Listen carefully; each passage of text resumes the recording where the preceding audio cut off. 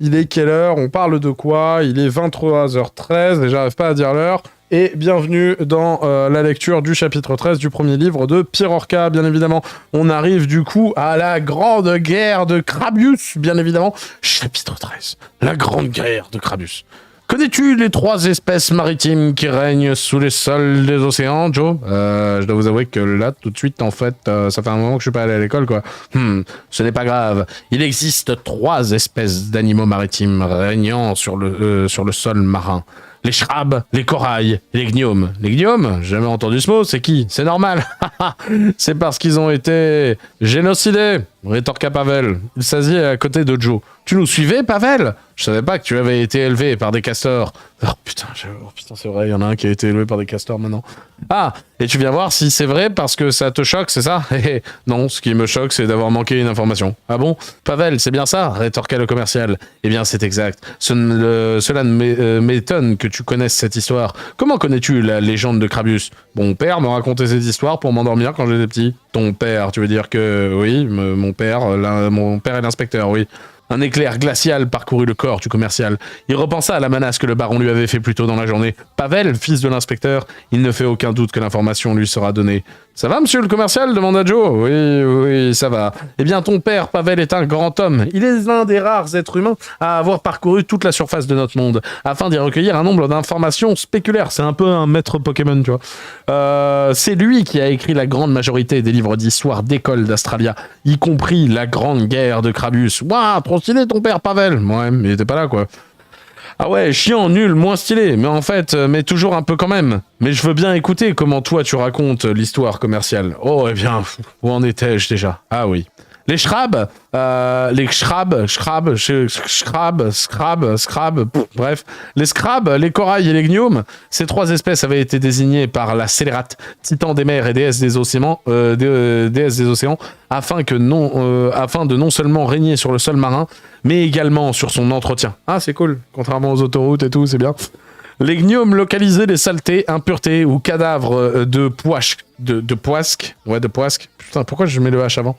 Les scrabs s'occupaient de découper les cadavres et nettoyer la zone, tandis que les corails se servaient de leur salive pour recycler les tout petits morceaux de cadavres et repeindre le sol pour embellir les mers. C'est dans ce décor et ces lieux que vivaient paisiblement les sirènes, les murènes, les hipponous et un tas d'autres créatures maritimes. Let's go, Marineland et tout.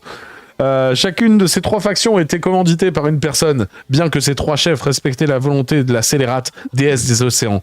Les Scrabs étaient gouvernés par Krabna. C'est un village Pokémon, c'est ça? C'est vraiment ça?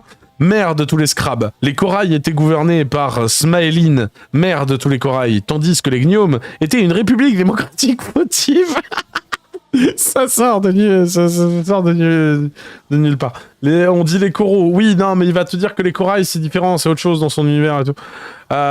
Il s'agit d'un système politique qui lance une élection dès que le gouvernement en place commet une faute reconnue par la majorité du peuple. Le gouvernant en place et qui régna le plus longtemps fut Gnord, un gnome d'exception qui ne fit aucune faute et resta en place plus longtemps que tous ses prédécesseurs accumulés, alors que les gnomes étaient assez isolés quant à leur système politique et au fait qu'ils disposaient de leur propre village marin. Les Scrabs et les corails, eux, décidèrent de rapprocher leurs 2 factions. C'est de ce rapprochement qu'est apparue une relation entre Krabena et Smaeline. Après avoir fait l'amour dans un siphon de Cyrel... Pourquoi Donc du coup... Après avoir fait l'amour dans un siphon de Cyrel, bien évidemment, elles donnèrent naissance à 2 enfants. Smaïn Sphantas... Putain, je galère à lire des noms simples, genre Martin et l'autre il me fait lire Smaïn Sphantas, mes couilles là, et Crabius Grand Corail. Ah ouais, d'accord. Les 2 enfants grandirent ensemble. Seulement, l'un des 2 regardait les cieux. Quand Smaïn Sphantas admirait le paysage magnifique qu'il foulait par ses pieds, Crabius contemplait la grandeur des cieux et se questionnait sur l'immensité du monde qui l'entoure. C'est alors que Crabius prit la décision de voyager afin de parcourir le monde. Seulement, son voyage fut interdit par les corails, car dans les mers, seule la Scélérate dicte les règles, et ces règles sont claires. Les corails, Scrabs et Gnomes ne doivent pas quitter le sol des mers. Crabius n'était pas d'accord avec ceci. C'est Eren, en fait. Il veut aller au-delà des murs et tout. Il trouvait injuste l'emprisonnement géographique que lui et ses confrères vivaient. Ouais, le mur Maria et tout le bordel. Alors il demanda à voir la scélérate. Crabius se déplaça jusqu'au village des Gnomes afin d'y trouver Gniord et lui demanda de convoquer la scélérate afin de revoir le sort des 3 factions et leur obligation d'entretien des fonds marins. Ah, il y a un problème et tout sur les autoroutes. Mais Gniord ne refusa, rétorquant que prendre part à cette demande mêlera les Gnomes aux conséquences que cela entraînera. Alors Crabius s'énerva. Avant de quitter le village des Gnomes, il parcourut le musée du village. Ah ouais, c'est un artiste et tout. Et il y vola une arme, un trident. Ah non, c'est pas bien ça. De retour sur ces terres, Crabius expliqua la situation à ses mères, Crabena et Smaeline, et leur montra le trident. Ah d'accord, c'est un couple lesbien. Mère, je ne souhaite pas passer ma vie à ébouer les fonds marins. Les terres que nous foulons ne représentent qu'une si petite partie de notre monde. J'ai la sensation de passer à côté de tant de choses. Mais c'est vraiment Eren en fait. Je ne veux pas que ma vie soit dictée par la volonté d'une divinité qui ne daigne même pas se montrer lorsque je lui appelle à l'aide. Après ces paroles, Smaeline comprit la situation et le tiraillement que vivait son fils. Mais Crabena n'avait pas apprécié le vol du trident. Pourquoi as-tu volé ce trident au Gnome Crabius? Cela va ternir nos relations avec eux à l'avenir. Tu dois leur redonner. Je ne leur redonnerai ce trident que lorsqu'ils auront fait part de ma demande à la scélérate. Les temps passèrent. Les Gnomes décidèrent d'ignorer le vol du trident afin de ne pas envenimer les relations avec les autres factions sous prétexte qu'un seul élément aurait causé du tort. Crabius prit ceci comme un profond manque de reconnaissance et de respect, et jura de rappeler un jour aux Gnomes que Crabius existe. D'accord. Un jour, après que Crabius et Smain Sfantas étaient devenus adolescents, il était temps pour eux de remplacer leur mère et de gouverner à leur tour sur leurs factions respectives. Crabius organisa un grand conseil et invita tous les corails afin de les convaincre de se rebeller contre la scélérate et retrouver leur libre arbitre. Mais les corails étaient si heureux de leur situation qu'il paraissait absurde de quitter un endroit si beau, le fruit de tant de travail, pour une terre inconnue, d'une contrée lointaine. L'un des corails avait dit à Crabius, lors de ce conseil, la vraie prison, c'est de ne pas voir la beauté des terres que nous foulons. Oh putain, il est philosophe et tout. C'est incroyable. Crabius abandonna alors l'idée de convaincre les siens et se tourna vers les Scrabs. Il expliqua aux Scrabs qu'ils vivaient en purs esclaves, condamnés à passer leur journée à couper des cadavres de poisques, tandis que les Gnomes disposaient d'un village entier avec de réelles infrastructures et que les corails vivaient en purs artistes dans une esthétique constante et un travail d'embellissement. Les Scrabs furent plus réceptifs à Crabius. Certains d'entre eux étaient même déjà de son avis.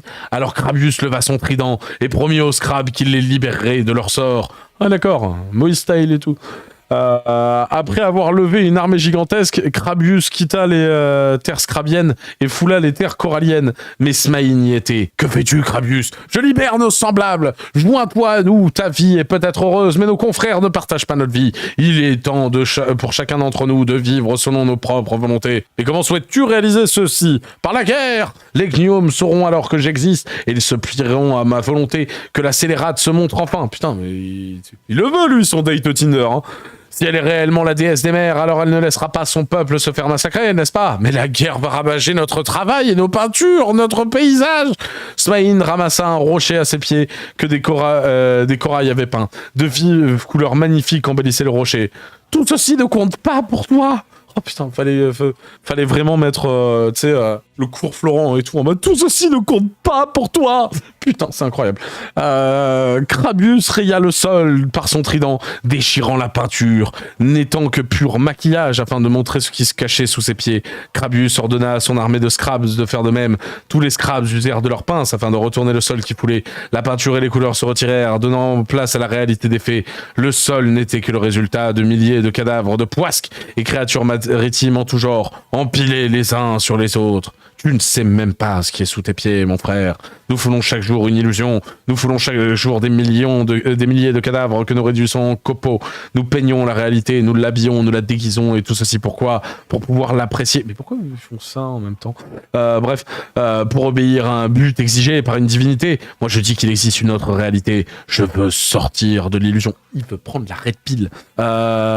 Smain Sfantas n'en revenait pas. Il ignorait tout des terres qu'il foulait. Il pleurait la réalité, regrettait l'illusion qu'il venait de quitter.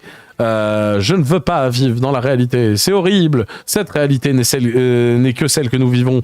Il en existe une autre, j'en suis certain, Smaïn. Rejoins ma guerre. Crabius tenda sa main à son petit frère, mais il ne la prit pas. Il resta immobile, pleurant le monde qu'il venait de perdre à jamais. Crabius baissa la tête, désemparé. Il savait que son frère ne serait pas de son camp. Il reprit alors sa marche et lui dit avant de partir: alors reste à jamais dans ton illusion. Putain, c'est beau, franchement. Franchement, oh là là. Tu sens franchement l'investissement émotionnel qu'il y a dans le récit, et les personnages, leur évolution et tout, leur relation. Non, pas du tout. Smaïn se paralysa. Crabius poursuivit sa route, une larme à l'œil, suivi de son armée de scrabs aux pinces colorées de peinture démaquillée. Il transportait sur eux l'idéal de Smaïn, partant en guerre avec, afin de créer la réalité que Crabius souhaitait. Après plusieurs heures de marche, Crabius et son armée étaient arrivés au champ des pleureurs, la dernière route à parcourir avant d'atteindre le village des gnomes et le royaume de Cyrelia. Qui elle est, celle-là? Mais une personne attendait Crabius au champ des pleureurs.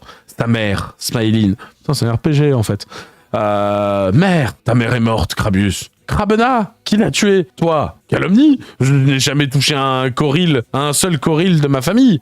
Tu as pourtant maudit ton frère à la réalité. Mais j'ai juste ouvert les yeux sur le monde qui nous entoure, sur notre situation surtout. Et qu'est-ce que ça lui a apporté, Crabius? Nous vivons pour apprécier notre vie, et rien d'autre. La réalité n'a aucune importance à côté du bonheur. Alors nous devrions nous mentir pour être heureux. Mère, comment Crabena a-t-elle pu mourir? Car elle a vu son fils regretter le monde qui l'entoure et la vie qu'elle a eue. Elle a vu son fils souhaiter la mort et le suicide. Elle l'a vu disparaître dans le fantasme d'un idéal. Donc là, on est sur un suicide mental. Là, tu vois, le gosse, d'après ce que je comprends, il est pas mort. Il a juste eu une désillusion. Donc du coup, il y a une partie de lui qui est morte, tu vois. C'est une espèce de suicide mental. Vas-y. Tes ambitions n'ont pas seulement tué ta mère, elles ont aussi maudit ton frère à jamais. Donc du coup, son frère maudit sur 8 générations parce qu'il a gratté le sol. Et sa mère, elle s'est tuée. C'est parce que suicide mental du petit frère. Vas-y. Que puis-je faire pour réparer tout ceci, mère? T'as un rappel, Max? Smaïline s'approcha de son fils, presque collé à lui, sa poitrine devant son visage, son regard plongeant vers Crabius, le fixant sans le lâcher. « Mère, vous compreniez ma situation? Vous me l'avez dit vous-même, et c'est toujours le cas. Alors va jusqu'au bout de tes ambitions, éradique chaque personne obstruant ton chemin et change la réalité. Si tu venais à échouer, alors je te chevaucherai jusqu'à ce que tu en meurs. » Quoi? Ok. Attendez, quoi? Attendez, quoi? Si tu venais à échouer, alors je te chevaucherai jusqu'à ce que tu en meures, car une mère ne peut cesser d'aimer son fils, mais elle ne peut pardonner la mort de sa femme et un de ses enfants. Triomphe, Crabius, triomphe de notre monde, où je te violerai jusqu'à ta mort. Quoi? Putain, mais il faut toujours qu'il y ait du viol dans l'histoire. Même les trucs qui semblent à la base éloignés, hop, il ramène ça. Mais tu sais qu'au paragraphe juste au-dessus, quand il disait sa poitrine devant son visage, je me suis posé la question et je me suis dit, non, ça devrait être moi qui extrapole et tout, si tu veux, mais... What? Mais qu'est-ce qu'on lit, quoi? Si tu venais à échouer, alors je te chevaucherai jusqu'à ce que tu en meurs, car une mère ne peut cesser d'aimer son fils, mais elle ne peut pardonner la mort de sa femme et d'un de ses enfants. Triomphe, Crabius, triomphe de notre monde, où je te violerai jusqu'à ta mort. Le regard de Smaïline était à la fois glacial comme la mort et chaud comme la braise. Oh, je vais vomir, putain. Une envie irrésistible de désirer les folles ambitions de son fils, fier d'avoir mis au monde un tel conquérant, mais partagé par la tristesse et la haine d'avoir perdu sa femme et son enfant par sa faute. Est-ce que tu t'étais assuré que ton fils il ait réglé son Oedipe avant? Parce que sinon il allait dire ah bah quel dommage. C'est vu l'auteur qui écrit ces lignes quelque part. Tu vas pas me dire que c'était pas une situation possible dans son putain de bouquin de merde. Mais donc du coup d'accord, très bien, pourquoi pas. Je vous promets de sauver Smaïline de l'illusion en lui créant le plus beau des mondes qu'il puisse espérer, mère. Alors conquiert mon fils, conquiert jusqu'à ce que les dieux eux-mêmes te considèrent comme une menace. Et ce jour-là, triomphe des dieux et prouve-leur que tu valais mieux qu'eux. Ou sinon, elle va te violer jusqu'à sa mort. Smaïline embrassa son fils, sa langue dévorant son être. Quoi? Non, là, je vois la gueule du paragraphe, je dois lire ça, moi? Smaïline embrassa son fils, sa langue dévorant son être, donnant en lui toute la force et la menace dont il avait besoin pour mener à bien ses ambitions. Ses mains parcouraient le corps de Crabius sur le moindre recoin, le recouvrant d'un amour brisé intense, une folle envie de le tuer, le désirer et le voir briller. Crabius devint, après avoir vécu un aperçu de ce que pouvait ressentir sa mère à son égard, un conquérant. Quoi ? Le regard de Crabius changea. Désormais, il ne fera pas la guerre que pour le libre arbitre. Il le fera pour sa mère et l'amour dont elle fait preuve à son égard. Il le fera pour son frère, pour un jour lui montrer la nouvelle réalité qu'il aura trouvée. Crabius brandit son trident. Ouf! Ah putain, il n'a pas écrit autre chose. Et ordonna à son armée d'engager le chant des pleureurs. La grande guerre de Crabius démarra. Pourquoi à chaque fois qu'il y a une guerre et tout, qui sonne un peu médiéval et tout, si tu veux, il y a toujours de l'inceste tôt ou tard. C'est vraiment obligé. Enfin, bref. Ouah, trop stylé, s'exclama Joe. Comment ça, trop stylé? Attends, quoi?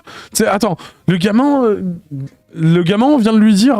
comment ça s'appelle? Le gamin, on vient de lui dire... comment ça s'appelle? Ouais, il y a sa daronne qui veut le chevaucher jusqu'à sa mort, et lui, sa réaction, c'est... Ouah, trop stylé, s'exclama Joe. Ouais. J'aimerais trop avoir une mère comme ça. Pourquoi j'ai l'impression que c'est Raphaël qui parle, là? J'aimerais trop avoir une mère comme ça. Ouais. Comment ça, ouais? Il s'est passé quoi après? Il s'est passé quoi? Oh, c'est fini pour aujourd'hui, sinon nous allons être en retard. Oh, j'avais complètement oublié qu'il fallait qu'on fasse des trucs. Même en racontant son histoire, Crabius est trop fort. Il nous fait changer de réalité. Waouh! Nous sommes bientôt arrivés à la baie des Castors. Il faudra escalader en revanche. Pas besoin, prétorqua Pavel. C'était la fin du chapitre 13 du livre de Pirorca. Mais c'est pas possible, qu'est-ce qui lui passe par le crâne? Bonsoir Yakov, je te mets sur mon 3e écran de Scheissel, c'est trop rare pour moi, arrêtez d'être con. Je me rappelle que Crabius a un thème musical, d'accord. Il avait fait une vidéo à part pour montrer le morceau seul. Il y a combien de chapitres? Je veux pas savoir, je veux pas qu'on connaisse le chiffre. Si on connaît le chiffre, ça va être abominable, tu sais, quand on en sera loin, on se dira putain, c'est trop éloigné. Et plus on se rapprochera, plus on va se rapprocher, plus on va se dire putain c'est interminable et tout, dernière ligne droite, c'est compliqué et tout. Donc du coup, là tout ce que je peux te dire, c'est qu'on a fait la moitié. Il y a 430 pages dans ce bouquin, on en a fait 216. C'est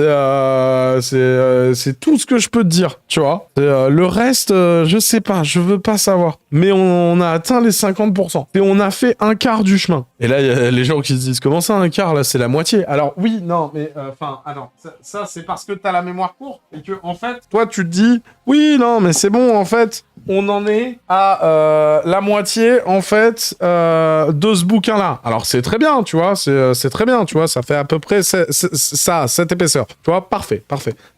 Par contre, en fait, moi, je tiens à rappeler que, en fait, il n'y a pas qu'un bouquin. Il y en a deux. Alors, d'après ce que j'ai compris, tu vois les moments un peu qui nous donnent envie de gerber, là, dans celui-là, pour l'instant, il y en a eu 4, soyons honnêtes. D'après ce que j'ai compris, il se lâche bien plus de là-dedans. Et pour lui, c'est ce qu'il y a de préféré, en fait, dans The Arcas. Donc, je te laisse imaginer à quel point ça doit être dégueulasse, d'autant plus que ça retrace le parcours d'une gamine, voilà, c'est bon, vomi, et donc du coup, voilà, c'est... comment ça, je vous menace? Non, je vous préviens, moi je vous préviens de ce que je vais faire, hein. Moi, je l'ai toujours dit, hein, pour y avoir 3 streamers, je vais quand même le faire, hein, tu vois. Enfin, 3 viewers, je vais quand même le faire. Donc, du coup, vous faites ce que vous voulez, vous, hein, mais attendez. Moi, j'ai décidé de me sacrifier pour le net français et de vous proposer une version audio, en fait, des bouquins de Pirorca, tu vois. Alors, je suis pas le meilleur lecteur du monde, ça y a pas de souci.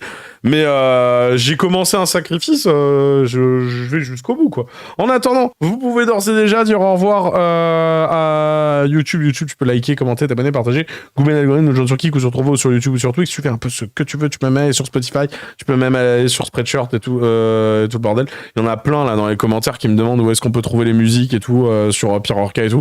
De partout. Enfin, tu cherches SXS, tu vois, ça s'écrit SXS, waouh, c'est incroyable. C'est pour les musiques de Pirorca, tu cherches SXS KVA, c'est le nom de l'album où il y a les musiques de Pirorca, tu vois. Et en fait, que tu sois sur Deezer, comment ça s'appelle, Spotify, YouTube Music, Amazon Music, Apple Music et tout, c'est tu. Donc du coup, voilà, amuse-toi. Mon cher Madge, ce chapitre 13, Le chiffre était peut-être annonciateur, non? On aurait dû s'y attendre. C'est peut-être un truc qu'on aurait dû prévoir. Ouais, mais ce que j'avais pas vu venir, c'était la putain de structure narrative qui part dans tous les sens. Mais dans quel univers tu passes en mode exposition pour balancer toute une légende comme ça? Et il a cru qu'il écrivait Sans le Silmarillion. Il a cru qu'il écrivait le Silmarillion, frère. Et il s'est dit, bah, Tolkien l'a fait. Ouais, mais non. Y a pas de souci, quoi. Qu'est-ce que c'est que cette histoire? Ah, non, mais une nouvelle fois, ça pourrait être un truc, tu vois. Surtout quand tu sais que le gars, il veut que ça se termine en mode film. Les films à narration chorale, ça existe, hein, en soi. Tu prends Cloud Atlas des Wachowski, ça passe, mais il y a les sœurs Wachowski derrière, quoi, en soi. C'est pas Pierre Orca qui s'improvise. Non, mais t'inquiète, en fait, moi je suis écrivain. D'accord, ok, super. Mais c'est pour le cinéma, d'accord. Donc t'es script doctor ou t'écris des scripts ou quoi que ce soit. T'es scénariste? Non, pas du tout. D'accord, ok, parfait. Ça va bien se passer. Comment on fait pour couper cette merde? Bouton rouge. Et merci bien.